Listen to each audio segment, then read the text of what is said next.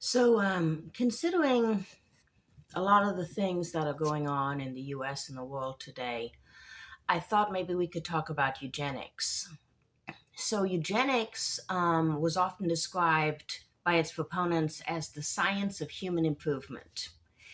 It emerged in the late 19th century as one of history's most dangerous ideas. So it did begin as a genuine attempt at scientific inquiry, but it quickly devolved into a global campaign that mixed pseudoscience, racism, classism, and nationalism. Um, though some of its arguments seem logical on the surface, um, the arguments about hereditary and social hygiene and so forth were misguided based on false views of human genetics and evolution, and often used to justify sterilizations, segregation laws, immigration restrictions, and even ethnic cleansing. Eugenics is not just a part of history. Its influence still echoes in debates about genetics and ethics and immigration and populations, even to this day. So the word eugenics, meaning good birth, was coined by Francis Galton in 1883. Now, Galton was a cousin of Charles Darwin, that Charles Darwin, and he attempted to draw on Darwin's ideas of evolution and Carl Linnaeus' ideas about natural classification of biological organisms and various existing methods of selective breeding that had been used with like livestock and dogs and so forth. And he wanted to create out of these the science or so-called science of eugenics.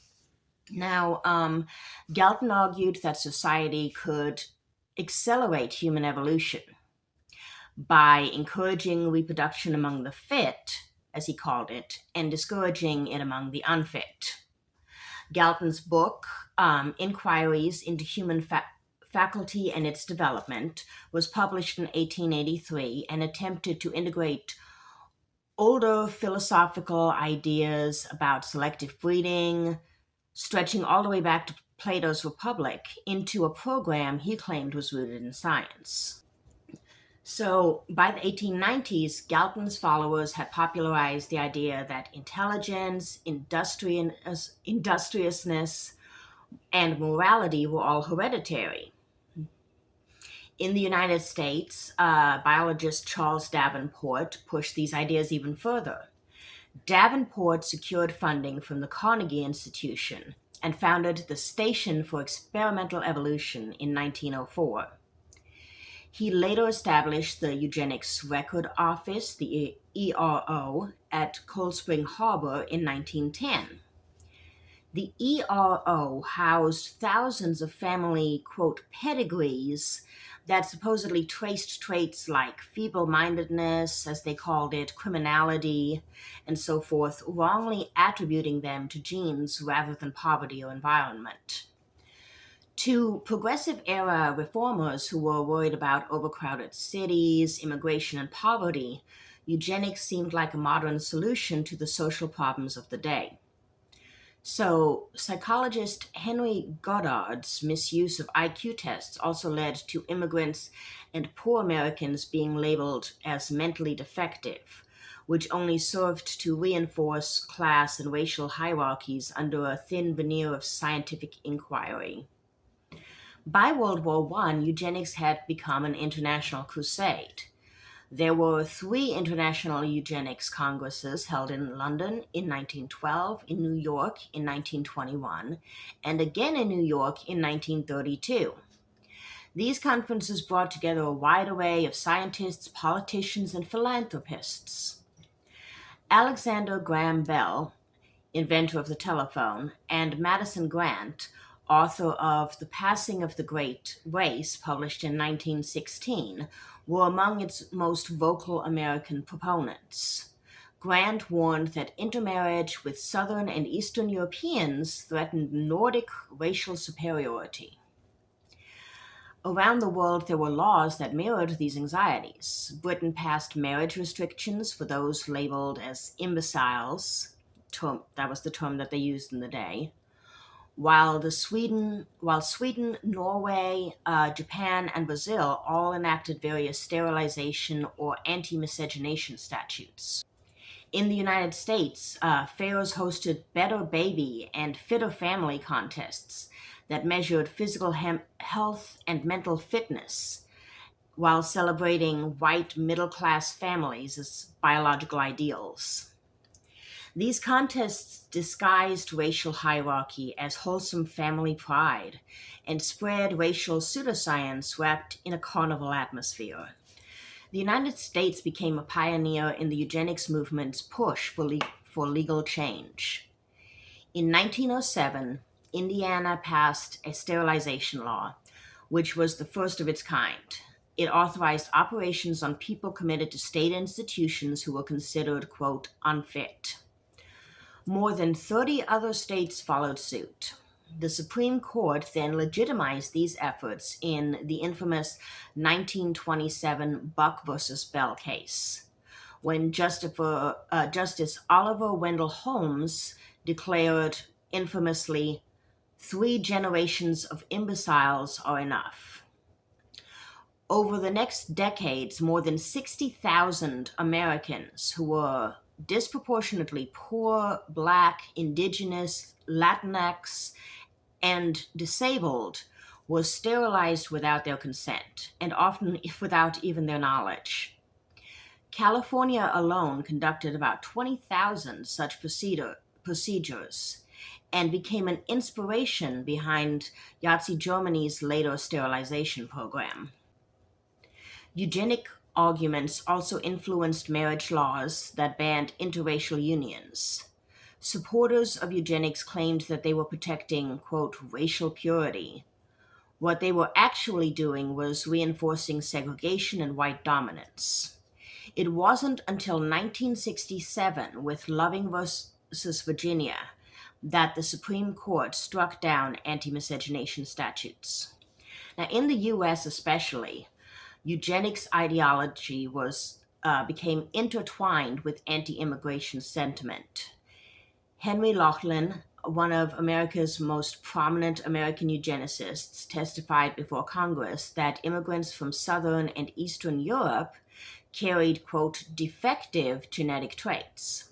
His data, which was inaccurate and distorted by bias, helped justify the Immigration Act of 1924, the Johnson-Reed Act, which imposed harsh quotas reducing immigration from these regions while favoring Northern Europeans. It also barred nearly all Asian immigrants. So this policy was used to redefine who was considered an American, legally enshrining a racial hierarchy that lent overwhelming privileges to whiteness and Northern European ancestry. The Johnson-Reed Act remained in effect until the Immigration and Nationality Act of 1965 dismantled the quota system. So eugenics was used to give a scientific veneer to existing racial and class divisions. It portrayed poverty, disability, and non-whiteness as hereditary flaws that were all linked.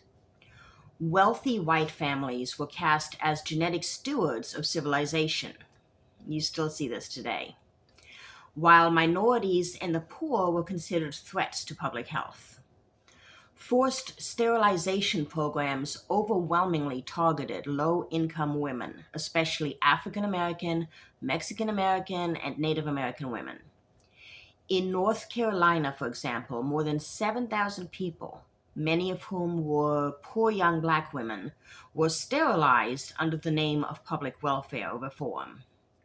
In California, Latina and Indigenous women were sterilized without their consent well into the 1970s. These policies not only violated the bodily autonomy of these women, but reinforced the structure of social inequities by controlling who was allowed to reproduce. Eugenics also shaped the policy of segregation. Ideas about racial purity supported housing covenants, school segregation, and public health policies that marginalized non-white populations. By labeling social inequality as inevitable, as a natural result of faulty genetics rather than an inequitable system, eugenics excused systemic injustice while creating a culture of mistrust around medical and governmental institutions that continues in marginalized communities to this day. Germany drew directly from American eugenics. The 1933 law for the prevention of hereditarily diseased offspring mandated mass sterilizations, ultimately affecting more than 400,000 people. This program evolved into the T4 euthanasia campaign, which I am going to be making another video on, in which over 200,000 disabled children and adults were murdered as part of the Nazi racial hygiene effort, a precursor to the Holocaust. Now, the revelation of Nazi atrocities did work to discredit eugenics after World War II.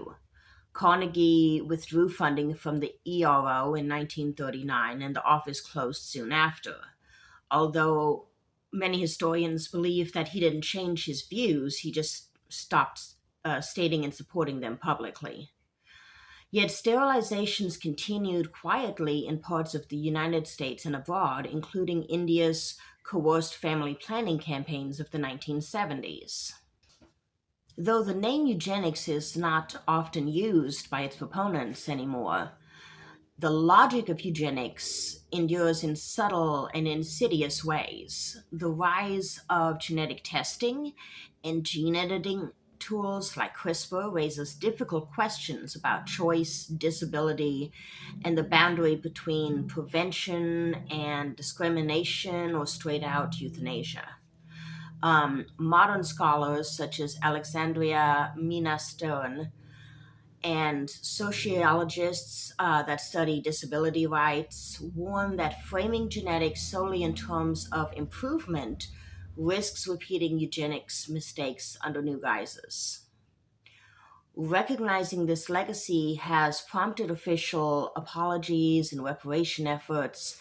California issued a formal apology in 2003 and later created a compensation program for surviving victims of sterilization, which I would say is far too little too late. These gestures, while symbolic, remind us that eugenics was not only a historical crime, but a social framework, and it was and still is deeply embedded in the structures of power and policy in our society. Eugenics reshaped American law, immigration, community life by merging prejudice with science.